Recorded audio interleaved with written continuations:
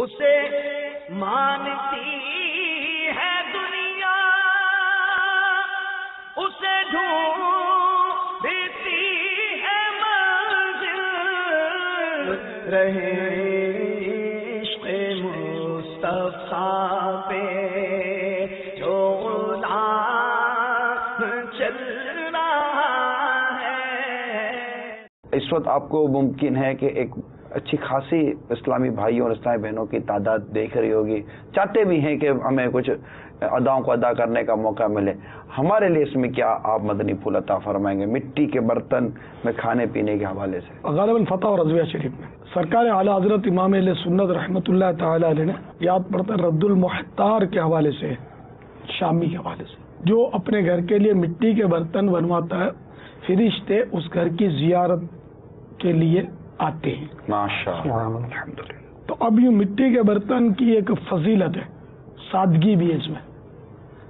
تو اب میری مٹی کے برتنوں کی عادت، چٹائی کی عادت تو بہت پرانی ہے۔ آپ کی میرا خیال ہے شاید معمول میں یہ شامل ہے۔ میرا اتنی زیادہ معمول ہے کہ مجھے دوسری پلیٹوں میں کھانے میں مزہ نہیں آتا، بالکل پلین پلیٹیں ہوتی ہیں، دانے گرے اس میں اور ابھر جائے، مزہ نہیں آتا اتنا۔ اب اگر مزہ لینے کے لیے مٹی کے برتن استعمال کروں گا تو مجھے ثواب نہیں ملے گا، تو اس لیے میری کوشش ہوتی ہے کہ میں نیت بھی کر لوں کہ میں حصول ثواب کے لیے مٹی کے برتن میں کھا رہا ہوں، ورنہ بات وہی ہو جائے گی جب نیت ہی نہیں کریں گے ثواب کس سے ملے گا۔ البتہ مجھے کوئی ایسی روایت اب تک قابل اطمینان نہیں ملی جس سے یہ بات ثابت ہو کہ مٹی کے برتن میں کھانا سنت ہے، تو اس لیے میں اس سے بچتا ہوں یہ کہنے سے کہ یہ مٹی کے برتن میں کھانا سنت ہے، کیونکہ سرکار نامدار مدینے کے تاجدار صلی اللہ تعالی علیہ وآلہ وسلم کی طرف کوئی بات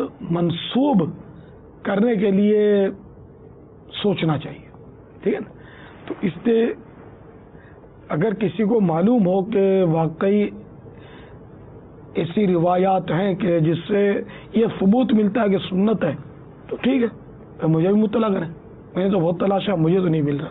میرے آقا صلی اللہ تعالی علیہ وآلہ وسلم اگر کوئی عمل ایک آدھ بار کر بھی لیں تو اس سے بھی اس کو سنت نہیں کہا جائے گا، سنت کی اپنی تعریف ہوتی ہے، ڈیفینیشن ہوتی ہے۔ صحیح، آپ فرما رہے ہیں کہ سنت نہیں ہے اور ثواب کا بھی فرما رہے ہیں، اس لیے کہ وہ میں نے عرض کیا نا کہ وہ روایت ہے نا کہ مٹی کے برتن اپنے گھر میں بنواتے ہیں، ان کے گھر کی زیارت کے لیے فرشتے آتے ہیں، اور یاد پڑتا ہے کہ بعض صحابہ کرام سے ثبوت ہے مٹی کے برتنوں کے استعمال کا، یہ یاد پڑتا میں نے پڑھا ہے۔ میں کم از کم صاحب بھائیوں کو یہ عرض کروں گا کہ مٹی کے برتن گھر میں تو بسا لو کہ یہ مدنی انعام ہے، ملتے نہیں ہیں دوسرے ممالک میں، کیا کریں، ان کو دوائیں بھی تو نہیں ملتی، بہت ساری غذائیں نہیں ملتی، بہت سارے ملبوسات نہیں ملتے، بہت ساری انجوائے کی چیزیں نہیں ملتی، ضرورت ہوتی ہے، خواہش ہوتی ہے۔ ہاں، تو یہ سب چیزیں جب دوسرے ممالک سے یہ امپورٹ کر سکتے ہیں تو آخر مٹی کا برتن کسی اسلامی بھائی کے ذریعے کیوں نہیں منگوا سکتے؟ خود بلکہ پاکستان تشریف لاتے ہیں زیادہ تر کے تو پاکستانی ہندوستان میں ملتے ہیں مٹی کے برتن، دیگر ممالک میں واقعی یعنی کہ دشواری ہے اس میں۔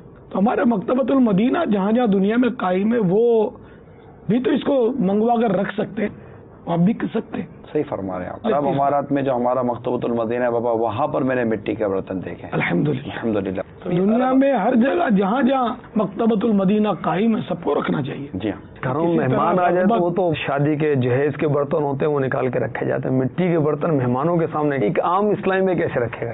یہ کہ جذبہ ہونا چاہیے۔ آپ نے دیکھا ہوگا کہ میں جب کھانا کھاتا ہوں اپنے مکتب میں تو میں نے کھال رکھی ہوئی ہے جی، میرے صوفے پہ رہتی ہے، اس پہ بیٹھتا ہوں، پھر کھانے کے ٹائم پہ وہ دسترخوان پہ ہم بچھا دیتے ہیں، دسترخوان کا اس پہ بیٹھ جاتا ہوں۔ مجھے انکساری کی حاجت بہت ہے سر، تاکہ کسی کی دل آزاری نہ ہو یار، جذباتی اور غسیلہ بن گیا میں، اور میری آخرت کا کیا بنے گا؟ تو مجھے عاجزی کی زیادہ ضرورت ہے۔